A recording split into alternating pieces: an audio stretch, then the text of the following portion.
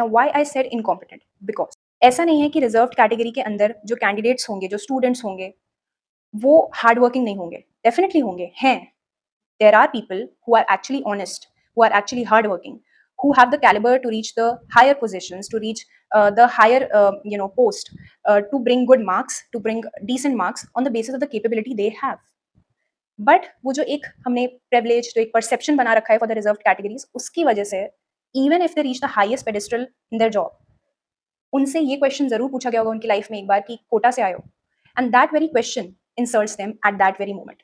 उनके इतने साल की हार्डवर्क, कैलिबर, सब कुछ उनको एम्प्टी सा लगने लगता होगा ये क्वेश्चन जब उनसे कोई पूछता होगा. Because the higher insult, the bigger insult doesn't lie in the fact that you are hardworking and you're not getting the right opportunity.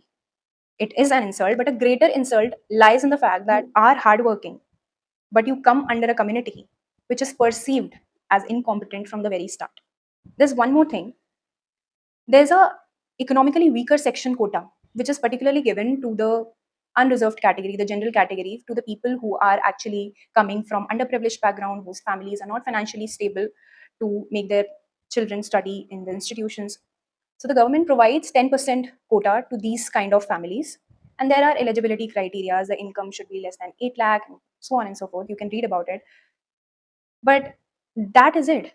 Why can't the upliftment can be done on the basis of this, on the basis of the financial stability of the families? Why we have to discriminate on the basis of marks, on the basis of privilege, and on the basis of actually providing the privilege to the people who are not even incompetent, who want to be seen as competent, but we are actually not making them look like that.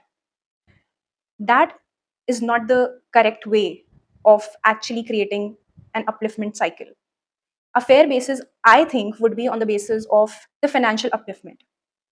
Irrespective, ये reserved unreserved हो ही ना, imagine करो, और सिर्फ ये हो कि upliftment is only on the basis of the financial stability. Whether you're coming from a reserved category, whether you're coming from an unreserved category, you are getting a privilege. If you can't afford that education, you're getting the facilities, the resources, the amenities to come in comparison, to come in equality with the people who can already afford it. That will be the real upliftment. That would be a fair point of comparison. Start line सबकी same हो जाएगी, फिर and तक कौन पहुंच पाता है अपनी कैपेबिलिटीज के बेसिस पे, that would be the decision. And I think that would be fair. That's what I think.